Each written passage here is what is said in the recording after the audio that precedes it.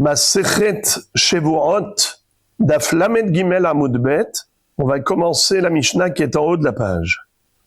Mashbia ani alechem, im lo tavo'u veta'idu she'ani kohen, she'ani levi, she'eni ben gerusha, she'eni ben halutza, she'ish peloni kohen, she'ish peloni levi, she'eno ben gerusha, she'eno ben halutza, she'anas ish peloni et bito, upita et bito, ושחבל בי בני, ושחבל בי חברי, שהדליק גדישי בשבת, שחבל בי חברי והדליק גדישי בשבת. הרי אלו פטורים. Bon, de quoi s'agit-il? Toute cette Mishnah, ce sont des exemples pour nous enseigner un seul et même principe, lequel c'est de dire que pour la Shevuat Ha'edut, ce qu'on a appris à maintes reprises, le faux serment des témoins qui ont refusé de témoigner sous prétexte qu'ils n'ont rien vu, et ils ont même juré qu'ils n'ont rien vu, eh bien, le jour où ils vont avouer qu'ils avaient vu, qu'ils étaient témoins visuels, ils ont simplement menti et juré à tort, ils devront, pour se faire pardonner, apporter au Beth Amikdash un korban hatat olev yored. Mais, pour être hayab de korban hatat, pour Shevuat Ha'edut, il y a une condition, laquelle, c'est qu'il faut que ce soit un témoignage qui concerne un litige d'ordre financier, d'ordre pécuniaire. C'est-à-dire que si le témoignage en question ne concerne pas un dossier d'argent, alors il n'y a pas de korban à apporter, même s'ils ont menti et prêté un faux serment. Par exemple, quel est l'exemple type que j'ai toujours donné? Réhouven a prêté de l'argent à Shimon devant Lévi et Yehuda. Il va chercher Lévi et Yehuda pour témoigner en sa faveur. Et eux, ils jurent qu'ils n'ont rien vu. Finalement, il s'avère que c'est des menteurs. Ils avaient vu. Et ils n'ont pas témoigné. Alors là, ils doivent apporter korban en Lévi Yored. Mais lorsque le témoignage est un témoignage qui ne concerne pas un problème d'argent, un litige par rapport à l'argent, dans ce cas-là, il n'y a pas de korban en Lévi Yored. Eh bien, tous les exemples de la Mishnah, ce sont des exemples de témoignages qui ne touchent pas à l'argent. Mais parfois, oui, il y a une notion d'argent, mais, c'est pas son argent à lui. C'est-à-dire quelqu'un qui est venu pour plaider en faveur d'un ami, pour représenter un ami, mais ce n'est pas lui-même qui est concerné par le problème d'argent. Un monsieur qui est mandaté par l'autre, il va au Beddin pour le représenter, et c'est lui qui fait jurer les témoins, en leur disant, vous avez vu? Je vais donner des noms. Réhouven a prêté à Shimon 10 000 shekels. Mais qui est-ce qui vient maintenant réclamer à Shimon l'argent? C'est le représentant de Réhouven. Comment il s'appelle? Binyamin. Binyamin vient au nom de Réhouven réclamer l'argent à Shimon. Et il va chercher Lévi et Yehuda pour témoigner en faveur de Réhouven. Alors c'est vrai qu'ici, il y a un problème d'argent. Mais cet argent-là n'est pas pour lui. Donc ici, il n'est que Shaliah. Or, pour que la Shevuah ait un statut de Shevuat Ha'edut qui entraîne un korban en Lévi Yored, il faut que ce soit la personne elle-même qui fait jurer les témoins. Commençons la Mishnah. Mashbia ani alechem. Imlo tavo'u veta'idu she'ani Kohen, she'ani Lévi. Voici des exemples où le plaignant, où la personne qui souhaite un témoignage en sa faveur n'a pas d'argent à gagner dans l'histoire. C'est juste un statut. Par exemple, quelqu'un qui veut revendiquer son droit. Il revendique ses droits de Cohen. Il dit, Moré Verabotaï, moi je suis Cohen. À partir du moment où il est Cohen, c'est un statut qui donne toutes sortes de droits. Entre autres, la terouma. Il peut servir au Beth Amikdash en tant que Cohen. Birkat Kohanim. Il a tous les cadeaux que reçoivent les Kohanim. D'accord ? Mais malgré tout, c'est pas un dossier d'argent. Il ne vient pas réclamer de l'argent directement. Même s'il pourrait y avoir des bénéfices d'argent qui sont accessoires. En tant que Cohen, il peut recevoir gratuitement la terouma des gens. Mais premièrement, ce n'est pas sûr qu'il va recevoir, parce que celui qui donne la terouma, il donne à qui il veut. Et deuxièmement, ce n'est pas direct. Ce qu'il réclame au témoin, c'est de témoigner qu'il est Cohen, que son père était Cohen. Car les gens ne veulent pas le reconnaître en tant que Cohen dans cette nouvelle ville. Qu'est-ce qu'ils lui disent? Nous, on ne sait pas si toi tu es Cohen. Ah bon? Jurez que vous ne savez pas que je suis Cohen, comme si vous ne connaissez pas mon père. Menteur que vous êtes, allez-y, jurez. Ils ont juré qu'ils ne savent pas qu'il est Cohen. Est-ce que finalement, quand ils voudront faire teshuva, doivent-ils apporter un korban? Réponse non, car ce n'était pas un dossier d'argent. Ou bien Lévi, témoigner que je suis Lévi. D'accord? Si ce monsieur-là, qui réclame le témoignage, il les sollicite pour venir témoigner qu'il est Lévi. Eux, ils disent, on jure qu'on ne sait pas si tu es Lévi ou pas. Est-ce qu'il doit apporter korban? Non. Et le Lévi, pourtant, il a quelque chose à gagner. Qu'est-ce qu'il a à gagner? Le Maaser Rishon. C'est-à-dire que la première dîme, après avoir donné la terouma au Cohen, premier prélèvement, on donne le Maaser Rishon au Lévi. Alors pourquoi on ne dit pas que c'est une affaire d'argent? Alors c'est ça la question que je pose. Pourquoi ils sont ptourim? On a dit ils sont ptourim parce que ce n'est pas une affaire d'argent. Alors répondez à la question, j'ai déjà répondu. Je teste. Bravo. Ce n'est pas une affaire d'argent directe. Premièrement, ce n'est pas direct, c'est indirect. Deuxièmement, ce n'est... Non, mais quand même, c'est des fruits. Ça a une valeur d'argent. Mais... Bravo. C'est-à-dire que le Israël qui va donner le Maaser, il n'est pas obligé de donner à ce Lévi, il peut donner à un autre Lévi.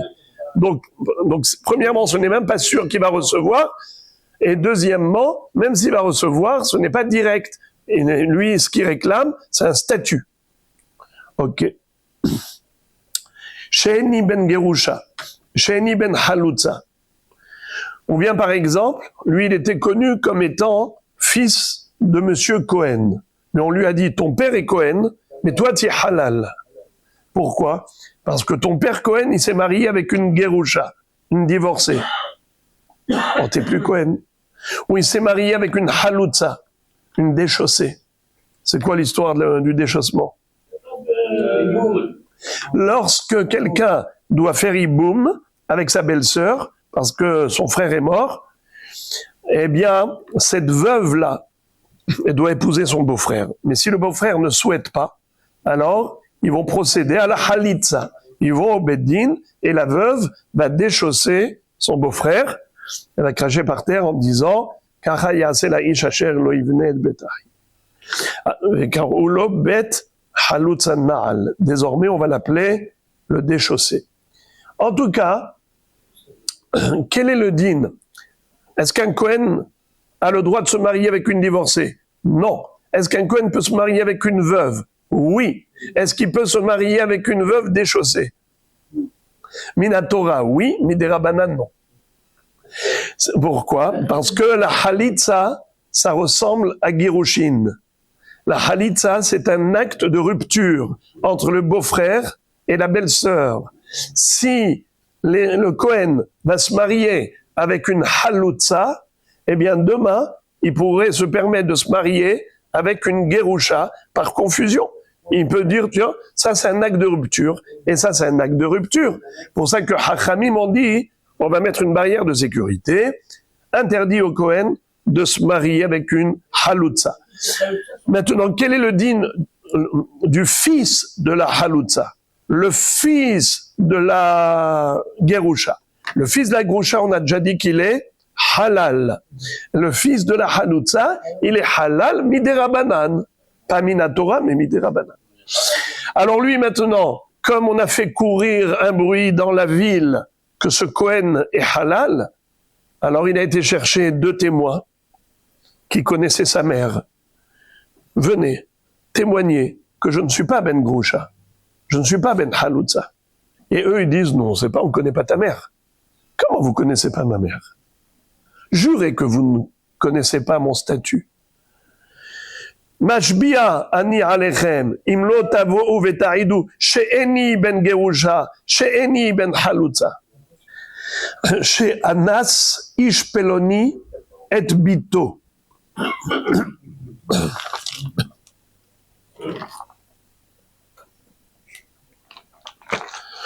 Et il continue en disant chez Ish Peloni Kohen, chez Ish Peloni Levi, chez Eno ben Grusha, chez Eno ben Halutza.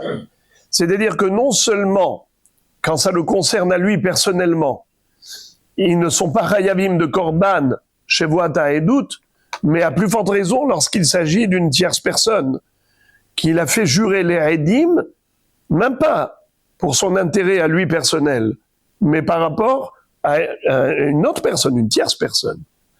C'est sûr qu'ils ne sont pas Hayav de Korban dans les Biored. Ou bien même, s'il y a un problème d'argent, c'est une affaire d'argent. Par exemple, chez Anas Ish Peloni et Bito, ou Pita et Bito. Hier, on a appris le din de Ones ou Mefaté. Vous vous en souvenez? Ones et Mefaté, c'est soit le violeur, soit le séducteur, qui doit payer au papa, pas seulement un knas de Hamishim Kesef, mais en plus, il y a Bochet, Oufgam, il y a une histoire de Mamonote. Nachon. Donc là, il s'agit bien d'une affaire d'argent. Alors pourquoi est-ce qu'ils ne sont pas Hayavim de Korban Shevuata Edut, Korban Hatat Olebuered? Parce que c'est pas sa fille. Non, ce n'est pas sa fille à lui. Hier, on a appris la Mishnah qui parlait du même cas, de Ones et Mefaté, mais c'était par rapport à sa propre fille. C'est qui touche l'argent? C'est le père. Donc c'est une réclamation d'argent. Dans ce cas-là, les Edim, s'ils refusent de témoigner, et ils jurent, ils doivent apporter Korban Levi Ored. Ah, mais cette Mishnah, de quoi elle parle? Elle parle d'une tierce personne. C'est-à-dire celui qui a fait jurer les témoins, c'est pas le père de la fille. C'est un représentant du père de la fille. Et dans ce cas-là, il n'est pas, même s'il les a fait jurer, c'est pas considéré Shvuata et doute. On verra les détails. On verra dans les détails. Mais ça, on a déjà vu que même s'il est nommé Shaliach, ça marche pas. Encore, chez Anas Ish Peloni et Bito, Pita et Bito, et chez Habalbi Beni, et chez Habalbi Haberi, ou chez Idli Gadishi Beshabbat, Arelu Betorim. Les 3 derniers cas, pourquoi est-ce que les Edim n'ont pas besoin d'apporter Korban en Levi Ored? Parce que dans les 3 derniers cas, il n'y a pas d'argent à payer. Écoutez bien, normalement, quelqu'un qui donne un coup à l'autre, il le blesse. Qu'est-ce qu'il doit payer?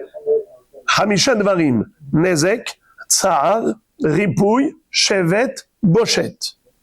Le prix du dommage, le prix de la douleur, le prix du chômage, de la honte, et alors, Nezek, Tsahar, Ripouille, les frais médicaux, Shevet et Bochet. Shevet, c'est le chômage, et Bochet, c'est la honte.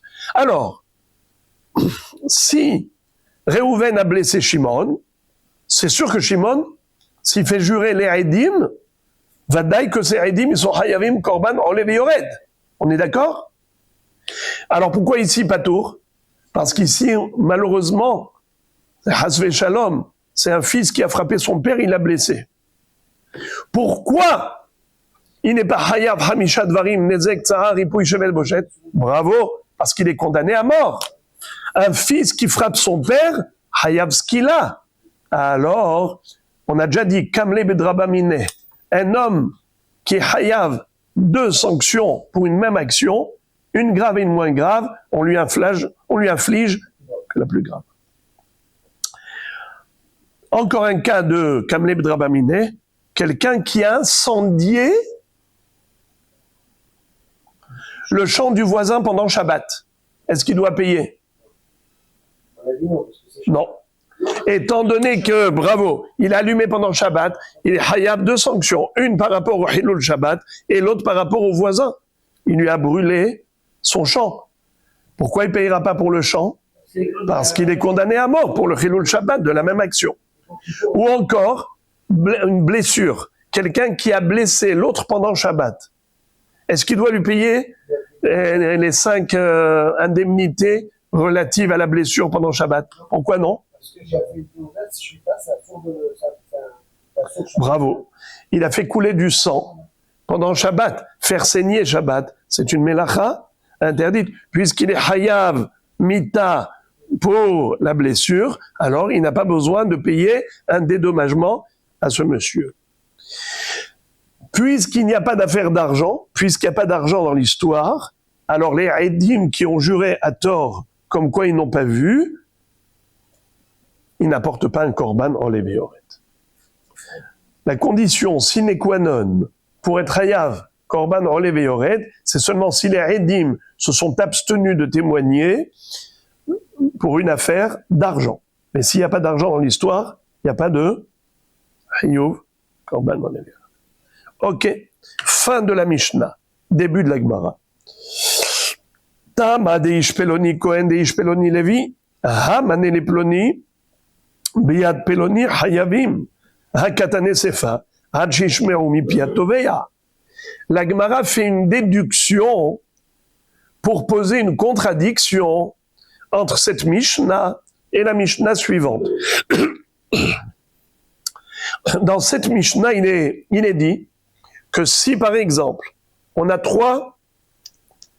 il y a 3 éléments. Il y a un monsieur, il y a les témoins et il y a une tierce personne. La tierce personne vient en tant que représentant de qui? De celui qui prétend qu'il est Cohen. D'accord? Il dit « je suis Cohen ». Il y a quelqu'un qui vient en son nom, un représentant, Shaliach, et il dit au Edim, venez témoigner qu'il est Cohen. Vous le savez que son père est Cohen. Venez témoigner en sa faveur, le pauvre. Eux disent, on jure qu'on n'a rien vu. On ne connaît pas le père. On ne sait pas. Finalement, ils ont fait des chouvas. Qu'est-ce qu'on a dit? Il n'y a pas de korban en lévéoret. Pourquoi? Il n'y a pas d'histoire d'argent. Mais machmar de là, que si c'était une affaire d'argent, oui, ils auraient dû payer, ils auraient dû apporter korban en lévéoret. Par exemple, si ce shaliach vient au nom de Réhouven pour leur dire venez témoigner en faveur de Réhouven, comme quoi Shimon, il a bien emprunté 10 000 shekels. Dans ce cas-là, quel est le din? S'ils ont juré qu'ils n'ont rien vu, alors ils devraient apporter korban en lévéoret. Eh bien, ça contredit la Mishnah suivante, car dans la Mishnah suivante, il est dit que même dans une affaire d'argent, quand est-ce que les Edim ils doivent apporter un korban? C'est uniquement si celui qui les a fait jurer, c'est le plaignant lui-même, c'est Réhouven lui-même qui vient, qui les fait jurer. Mais si c'est le shaliach de Réhouven, ça marche pas. Alors, pourquoi ici la Mishnah a prétendu, la Mishnah nous enseigne que quand ce représentant, ce shaliach, il est sollicite pour témoigner qu'il est Cohen, qu'il est Lévi. Et Cohen Lévi, c'est un statut, c'est pas de l'argent. Sous-entendu que s'ils les avaient sollicités pour une affaire d'argent, alors ils seraient Hayavim de Korban Lévi Ored. C'est faux, puisque la Mishnah suivante va dire clairement que même pour une affaire d'argent, si celui qui sollicite les témoins, c'est pas le plaignant lui-même, c'est son chaliah, il n'y a pas de Korban Lévi Ored, alors a priori, cette Mishnah contredit la suivante. Réponse, Amar Shemuel Beba Beharsha'a. Ici, cette Mishnah, elle parle de quelqu'un qui est venu avec une procuration. Vous savez c'est quoi Harsha'a? Procuration. Réhouven, s'il écrit sur un shtar qu'il donne son argent au chaliah, c'est qu'il confie le dossier au chaliah. C'est-à-dire pas qu'il donne son argent, il confie le dossier au chaliah. Ça s'appelle shtar harsha'a. Alors, qu'est-ce qu'on gagne avec cette procuration? C'est que le plaidant ne peut pas dire à la tierce personne mandatée par le plaignant, je te connais ni d'Adam ni d'Ève. Qui tu es toi? Je te connais pas. Nachon, Réhouven et Shimon. Réhouven a prêté 10 000 shekels à Shimon. Maintenant, c'est qui vient réclamer à Shimon l'argent? C'est Binyamin, une tierce personne. Shimon peut dire à Binyamin, toi tu me poursuis en justice? Et qui tu es toi? Je te connais ni d'Adam ni d'Ève. Il va dire, je suis le chaliah. Ça sert à rien. Qu'est-ce qu'il faut? Qu'il lui donne un shtar harsha'a. Qu'il lui donne un shtar de procuration, comme quoi ce dossier a été transmis au chaliah. Là, désormais, il peut pas lui dire, je te connais ni d'Adam ni d'Ève, parce qu'il lui dit maintenant, cet argent, il est à moi. Réhouven m'a donné à moi cet argent. C'est moi qui te réclame cet argent. Ce que tu dois à Réhouven, tu me le dois à moi. Alors, étant donné que quand il lui a donné un shtar harsha'a, désormais, la tierce personne remplace le plaignant, ça veut dire que lui-même devient désormais le protagoniste, et il peut réclamer, alors c'est de cela qu'il s'agit dans notre Mishnah. C'est pour cela que s'il s'agissait de réclamer de l'argent, puisqu'il lui a donné un shtar harsha'a, alors c'est comme si lui-même il réclamait de l'argent. Si c'était pour lui-même, et de ce fait, les Edim, s'ils ont juré, ils seraient Hayav. Korban.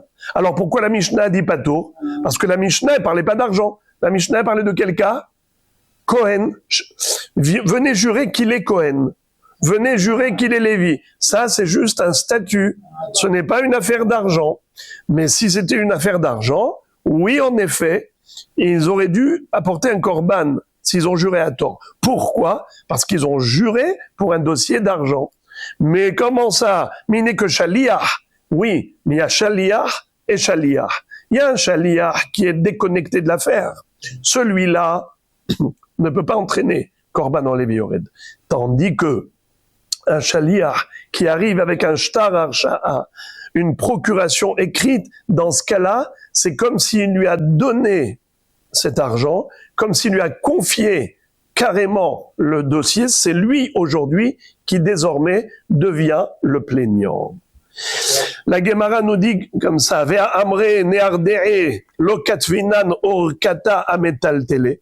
Je ne comprends pas comment tu peux dire qu'il s'agit ici qu'il a un shtar de procuration. Pourtant, les Hachamim de Neardea nous ont enseigné qu'on n'écrit pas de procuration pour de l'argent. Pourquoi? Rashi explique que c'est nira kesheker, c'est-à-dire que, comme ça dit Rashi, les fiches enoba'in, l'argent n'est pas là.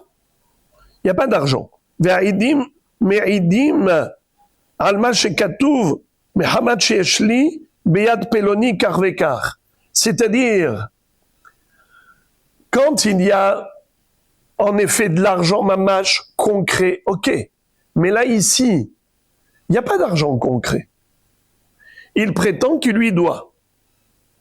Alors il vient, il réclame.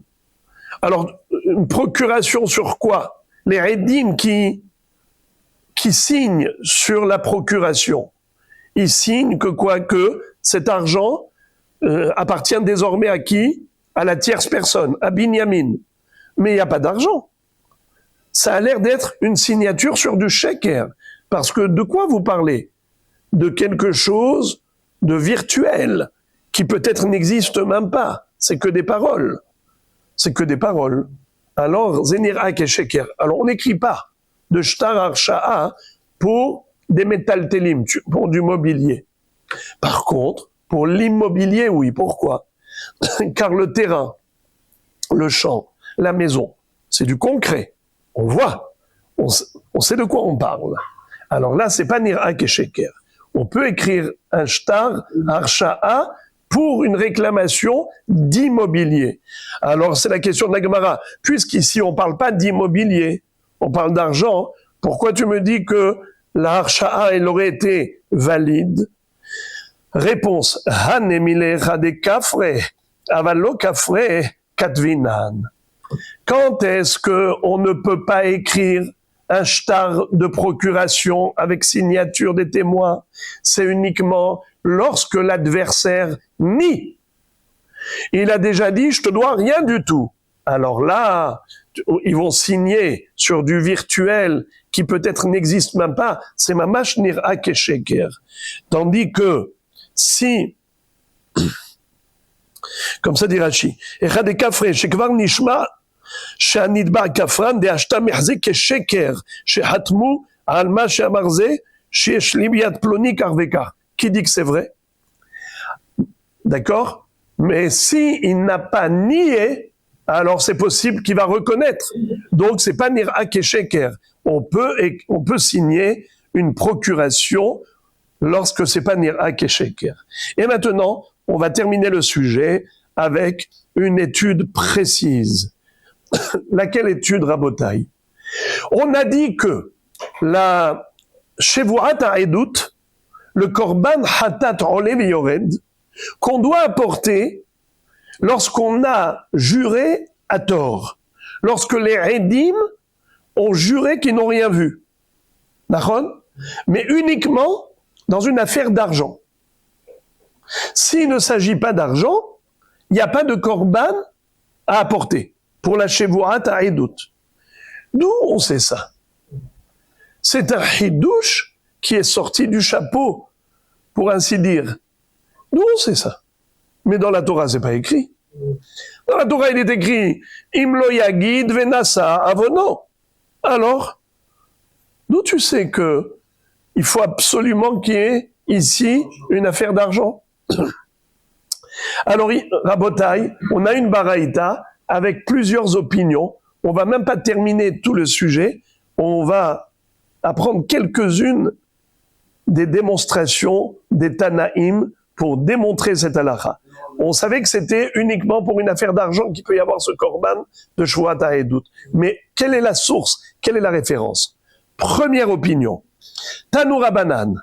Minayin she'en hakatuv medaber ela bitviat mamon. D'où sait-on que le korban de Shevuat ha'edut, la Torah, elle n'a appliqué cela que pour Teviat Mamon, une réclamation d'argent. Première opinion, c'est qui? Rabbi Eliezer. Rabbi Eliezer Omer Nehemar Kan O'in veNehemar lehalan O'in. Ma lehalan eno medaber ela bitviat mamon, afkan eno medaber ela bitviat mamon. Qu'est-ce que ça veut dire? Rabotai, c'est rarissime que la Gemara s'exprime de la sorte. En fait, il y a écrit dans la Torah le mot « O ». O. O. O. Vous savez comment la Gemara elle appelle ça? Oin, au pluriel. Les O au pluriel, on va les appeler les Oim. Comme si c'était un mot qu'on pouvait fabriquer. D'accord? Oh, ça veut dire où? Oui, ou bien ça, ou bien ça. Ouais. Alors, c'est comme si vous diriez en français, des ou avec un S à la fin. Tous les ou. Tous les ou, vous allez mettre un S. Alors, la même chose ici. Tous les oim. Alors, regardez-moi ça. Il y a écrit le mot o à propos de Shevuat HaEdut. Il y a écrit le mot o à propos de Shevuat HaPikadon. Vous vous rappelez, on a déjà appris plusieurs fois c'est quoi Shevuat HaPikadon. Lorsque Réhouven, avant de partir en vacances, il a remis son coffre à bijoux à son voisin Shimon. Et après ça, il vient lui réclamer. Il lui dit, mais dans le coffre, il y avait 10 bijoux. Là, je trouve que 2. Il lui dit, non, il n'y avait que 2. Alors, ça s'appelle Modé Bemiktsatataana. Il faut qu'il jure qu'il n'y avait que 2 et pas 10. J'ai pris un exemple de coffre à bijoux, ça peut être de l'argent. Garde mon argent, il lui donne que la moitié. D'une manière ou d'une autre, ce monsieur-là,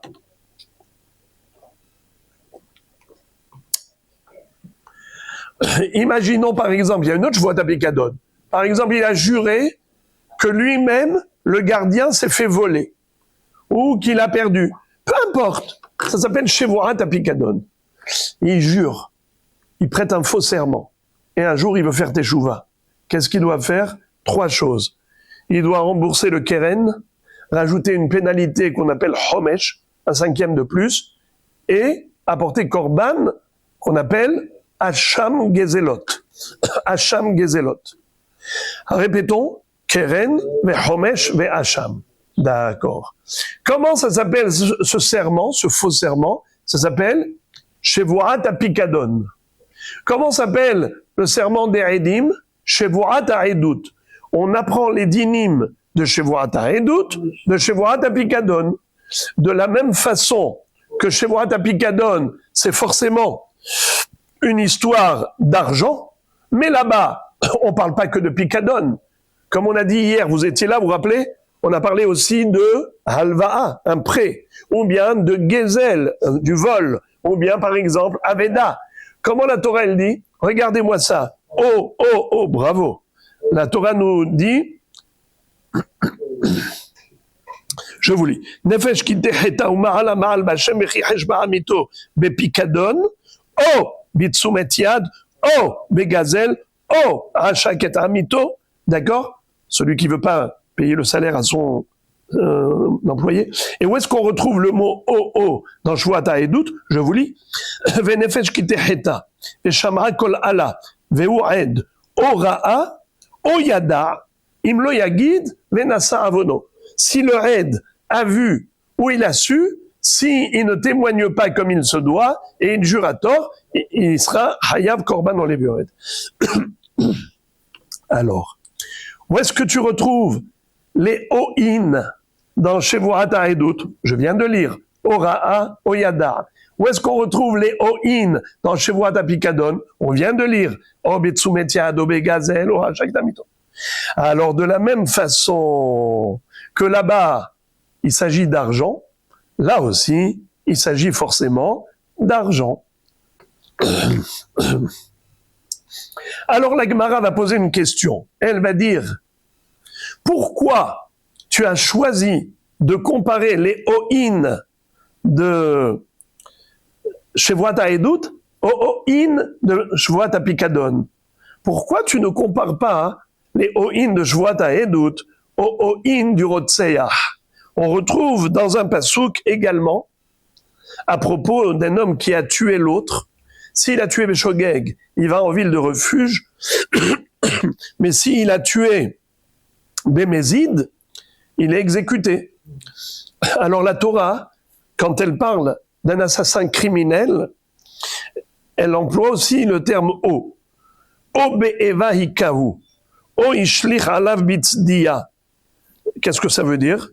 Oh, oh. Si il lui a lancé une pierre, ou il a frappé, pardon, avec un bâton, par haine, volontairement, pour le tuer, pour le frapper. Ou bien, il lui a lancé une pierre, beramaout, obitzdia, oishlichala bitzdia, avec un sournoisement. D'accord? Donc ça s'appelle Bémézid. Est-ce qu'il y a une affaire d'argent là-bas? Non. On parle d'un assassin, on ne parle pas d'un voleur. Pourquoi tu ne comparerais pas le OO de Shevuat HaEdut au OO de Rotseach, en disant que de la même façon que là-bas, on ne parle pas d'argent, même Shevuat HaEdut, ça ne requiert pas un dossier d'argent. Pourquoi tu as préféré comparer les OO de Shevuat HaEdut au OO de Shevuat HaPikadon? Tu aurais pu comparer au OO de Rotseach. Réponse Danin, O'in sheyesh imam Shavua, mais O'in sheyesh imam Shavua. Ve'al yochichu, O'in de Rotseach shen imam Shavua. La Gemara dit, tu veux savoir pourquoi on a choisi la comparaison Shevuat HaEdut avec Shevuat HaPikadon? Parce que dans les deux sujets, on parle de Shavua, d'un serment. Or, dans l'histoire du Rotseach, l'assassin, on ne parle pas de serment là-bas. Il n'est pas question de serment. Alors, on compare ce qui est comparable.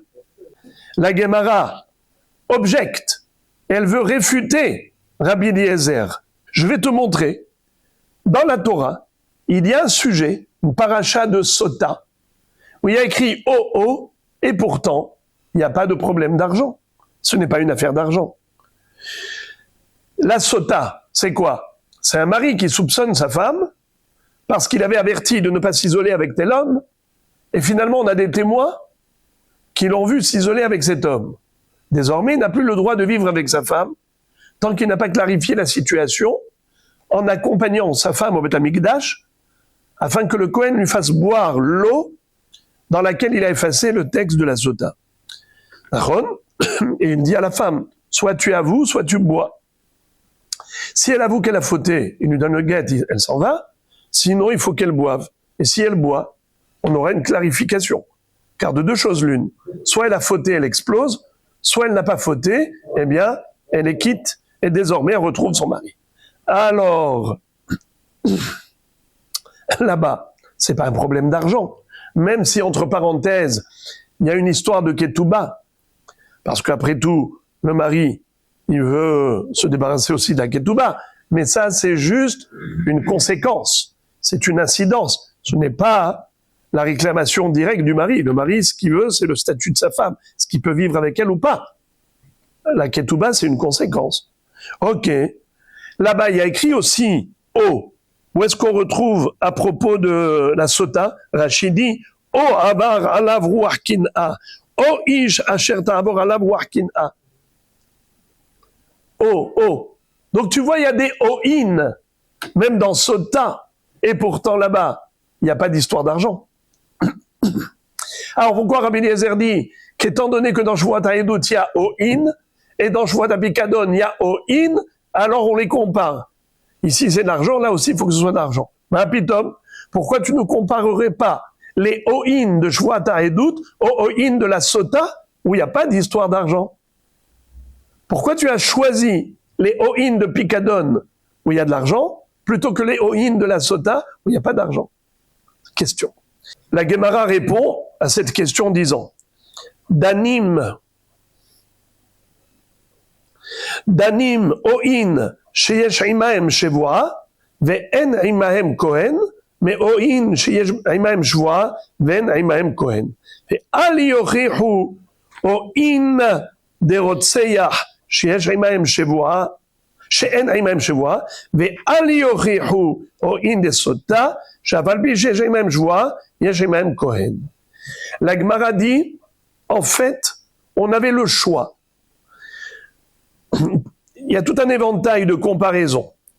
On a les OO de Shevuat HaEdut. Mais ensuite, qu'est-ce que tu as? Tu as trois sujets où il y a écrit OO. C'est quoi les trois sujets? Shevuat HaPikadon, on a vu OO. On a vu la Sota, il y a OO. On a vu le Rotseach, l'assassin, OO.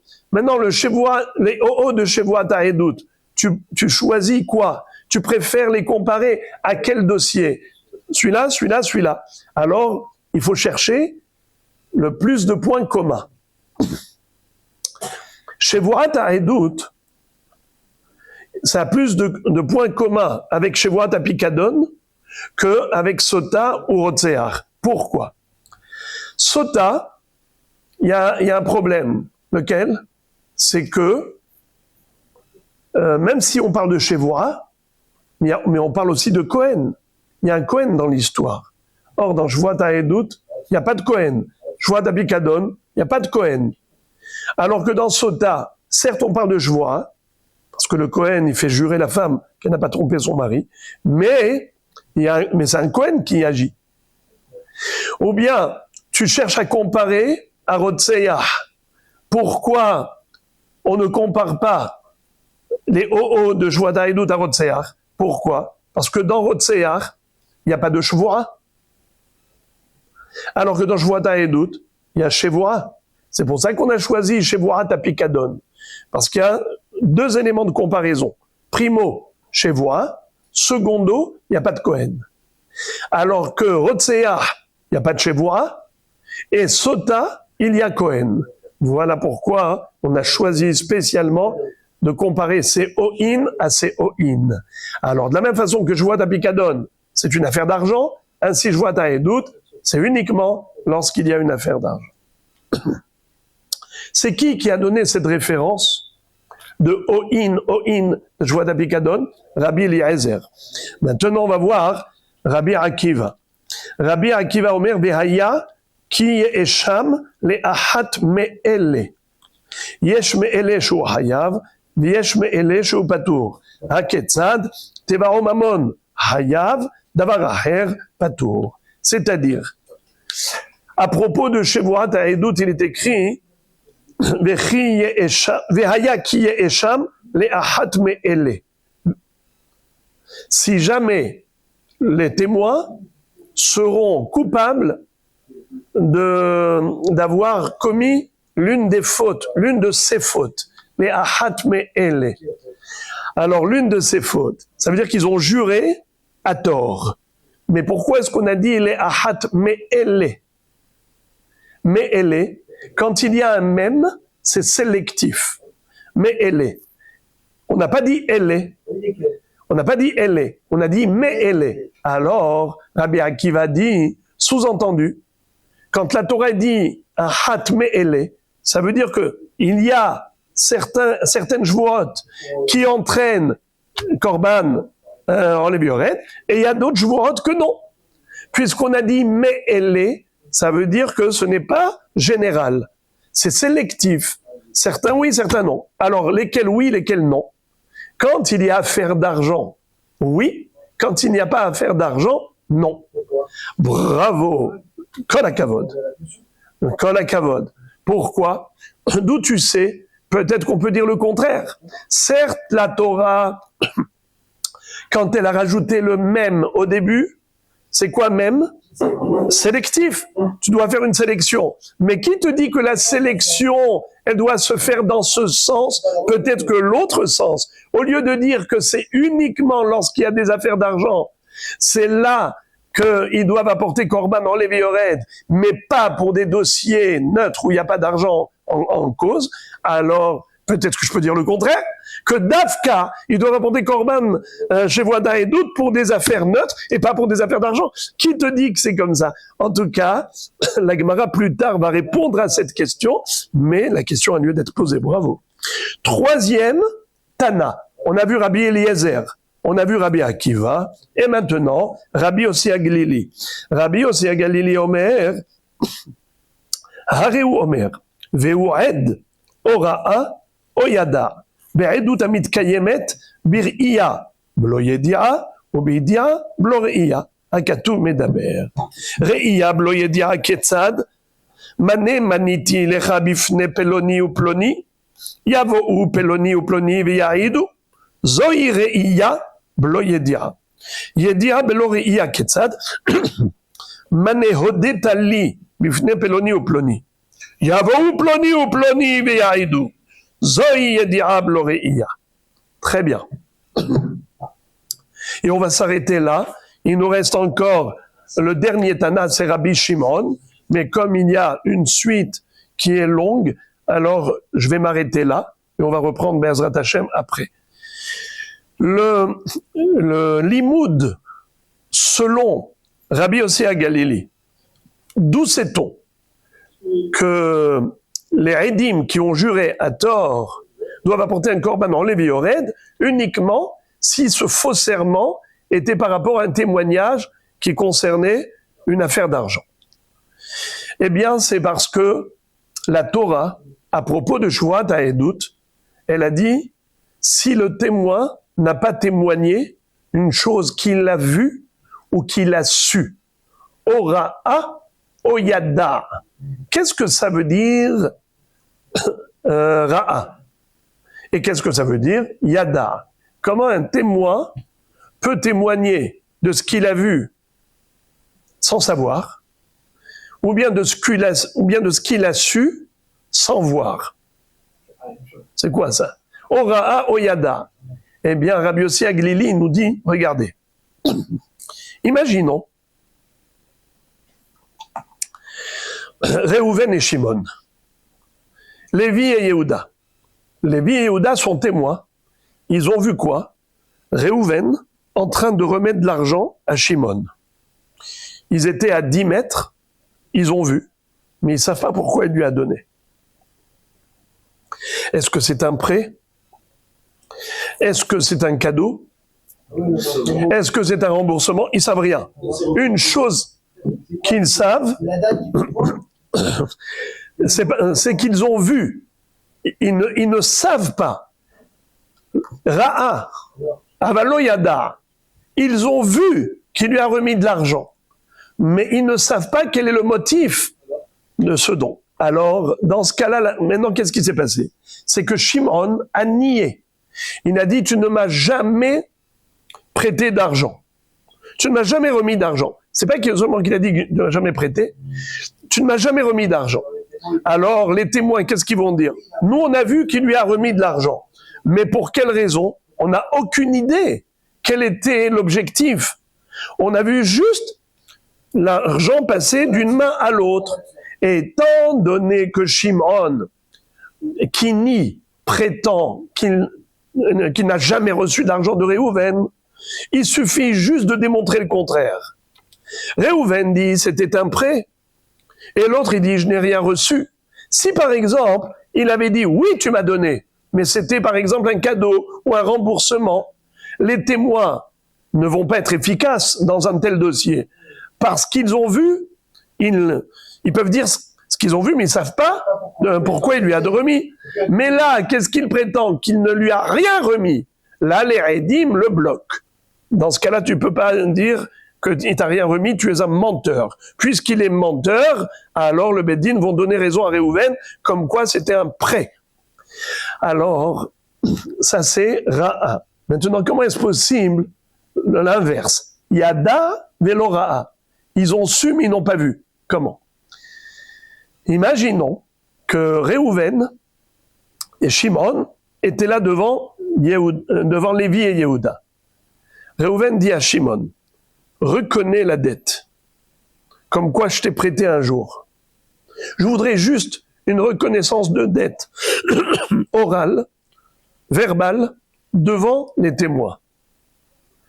Et il a dit oui, un jour tu m'as prêté de l'argent. Donc les deux témoins, ils savent qu'il lui a prêté. Mais est-ce qu'ils ont vu qu'il lui a prêté? Non. Non. Alors maintenant, quand ils vont venir témoigner qu'ils ont entendu de la bouche de Shimon, comme quoi Réhouven lui a prêté, est-ce que ça engage Shimon? Je pose une question. Est-ce que ça engage Shimon pour rembourser? Bien sûr que oui. Une reconnaissance de dette, c'est un engagement. Ça veut dire que, étant donné que devant les deux témoins, Shimon a dit « Oui, je dois de l'argent à Réhouven », alors c'est sûr que Shimon doit de l'argent à Réhouven. Alors maintenant, si eux, ils s'abstiennent et ils ne viennent pas au Beth Din, ou bien ils viennent au Beth Din et ils jurent qu'ils n'ont rien vu, ou qu'ils n'ont rien su, c'est pour ça que la Torah dit « O Ra'a, O Yada ». Quel est le chef d'accusation de ces deux témoins? C'est quoi leur faute? C'est qu'ils n'ont pas témoigné. Ils auraient pu témoigner de quoi? Soit de ce qu'ils ont vu, soit de ce qu'ils ont su. Ils ont vu sans savoir, ou bien ils ont su sans voir. Eh bien, dans ces deux cas de figure, ils doivent apporter korban olé veyored. Très bien. Maintenant, qui nous dit que c'est une affaire d'argent? Qui nous dit que c'est une affaire d'argent? Car dans Ra'a, pour Ra'a, il n'y a pas que de l'argent.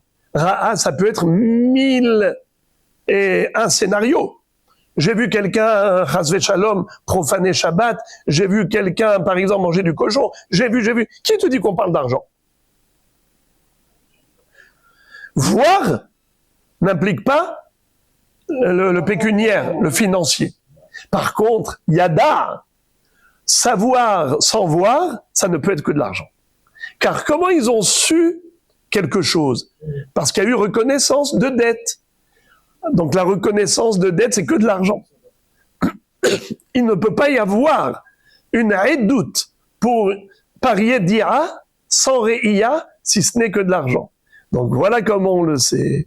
Comme la Yedira, c'est de l'argent, la Re'ia, c'est de l'argent, c'est de cela qu'il s'agit.